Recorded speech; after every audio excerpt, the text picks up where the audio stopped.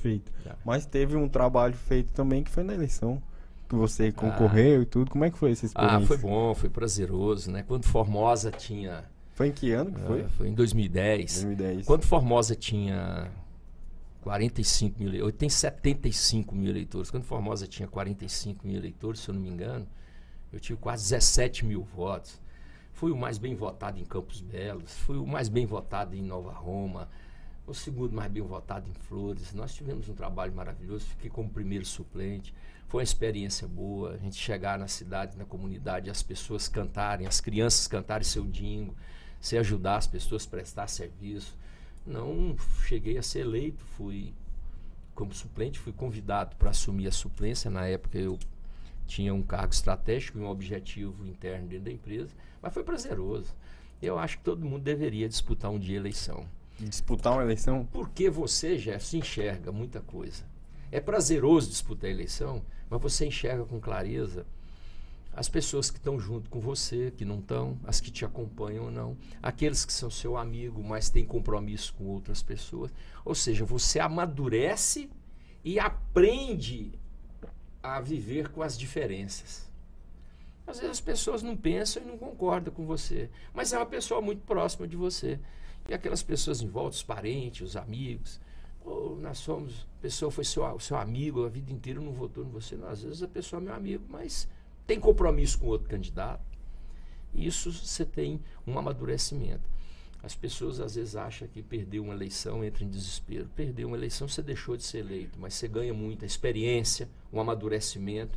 E eu a vida inteira estou usando o que eu aprendi na política, o que eu aprendi como gestor público, como liderança, como responsável por um departamento. Hoje eu estou usando isso na minha vida particular, na minha empresa. São coisas boas que eu aprendi, né? Lá atrás, Jefferson, a gente teve lá atrás um curso, lá atrás, que ele veio, depois da Segunda Guerra Mundial, os japoneses desenvolveram o 5S, que é um programa de qualidade, censos. 5S são censos de organização, de limpeza, de reorganização. E isso é um programa de qualidade simples. Você vê isso na internet, é fácil. Você implanta o 5S na sua casa, no seu quarto, você vai ter resultados maravilhosos. Você implanta isso na sua empresa, você tem resultado maravilhoso. Então tudo vale a pena na vida. O que nós temos que entender, tudo que nós passamos na vida vale a pena. Tudo serve de aprendizado. Você tem que ter a sabedoria de separar aquilo que não te serviu, você descarta e aproveita aquela parte boa.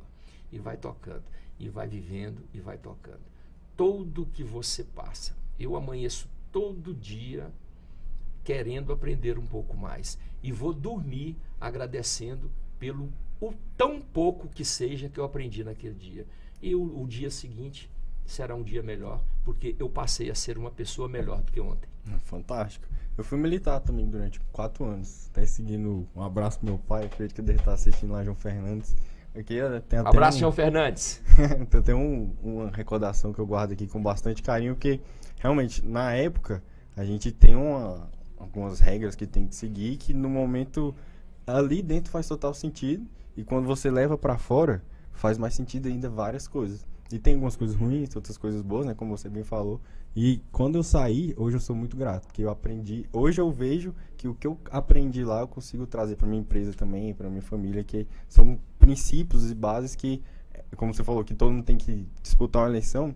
Acho que todo mundo tem que ter pelo menos uma base ali dessa questão do hierarquia, disciplina, porque faz total sentido também, né? Mas Jefferson, quando eu falei que todo mundo deveria disputar uma eleição, pense em você disputar uma eleição no sentido figurado. Você não precisa disputar uma eleição para vereador, para prefeito, para deputado no partido. Disputa uma eleição imaginando se você está sendo uma boa pessoa. Deixe você ser avaliado pelas pessoas, pela sua família, pelos seus parentes, pelo seu meio social, pelo seu ambiente de trabalho. Deixe ser avaliado para saber se você é uma boa pessoa, se você está fazendo certo. Se você está disputando uma eleição, você está disputando um espaço, você está disputando uma colocação. Com esse resultado, você se autoavalia. Eu fui bem votado? Maravilhoso. Mais de 5 deputados foram eleitos com menos votação do que a minha. Eu estava numa legenda muito pesada. Naquela época, em 2010, 17 mil votos, fui muito bem votado. Então, o que eu avaliei? Eu fui muito bem votado, fiquei orgulhoso. Porém, escolhi o partido errado. Então, eu amadureci, eu vi onde eu cometi o erro. Então, disputar uma eleição, a gente não precisa disputar uma eleição só em um partido, você pode disputar uma eleição na vida. A vida todo dia faz com que a gente coloque o nosso nome à disposição para ocupar uma cadeira em algum lugar, um assento. E essa é a luta da vida, né? Quem fala muito disso também é o Marcos Vinícius aqui da cidade, que ele tem um projeto fantástico aqui, que é o Lidera Cidades, voltado para jovens. Ele bate muito nessa tecla que o profissional, a pessoa, o cidadão, ele tem que se envolver com essas partes da política também, né? Não só da política, mas como cidadão de forma geral, porque a gente, é aquela história, né? Quem não se envolve com política, acaba que está sendo comandado por quem tem esse envolvimento. Tem que entender, porque se perguntar para a maioria das pessoas como é que funciona o Senado, a Câmara, o pessoal não sabe. É um analfabeto político, né? Aquele que acha que não vai se envolver, se você não optar e não manifestar o seu desejo de escolher quem que você quer que governe a sua cidade, o seu estado, o seu país, você vai ser governado e ser escolhido por outras pessoas. Então nós temos que manifestar, não adianta. E isso é ruim até para a gente que é empreendedor, né? Claro, porque claro.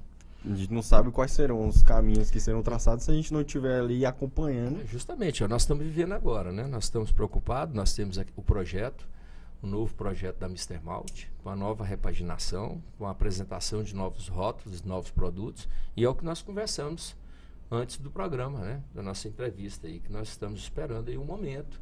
Você vê que a política está interferindo. Nós precisamos definir aí, decidir aí qual vai ser a equipe de governo, qual vai ser o próximo, o presidente tomou posse, com a estabilidade da economia, que rumo que nós vamos tomar. E vejo tanto que a política interfere nas nossas vidas, sem dúvida nenhuma. Com certeza, mas até uma dica que eu dei no outro podcast sobre essa questão de o que fazer para o próximo ano, toda empresa tem que ter um princípio básico, que é o caixa. O caixa, nesses momentos de incerteza, de volatilidade do mercado, seja por estabilidade fiscal, estabilidade política do Brasil, a empresa que tem caixa consegue ter um recurso a mais para sobreviver nesses momentos. Mas só que não é fácil, né? Não é fácil. E a maioria das pequenas empresas não estão tendo. Porque nós saímos do período pandêmico, né, da pandemia da Covid. Nós ficamos aí 2 anos. Eu, por exemplo, eu tive muita responsabilidade, pulso forte. Nós não fizemos nenhuma demissão, mas cerveja, chopp é para eventos, casamentos, festas corporativas. O barco foi grande, né?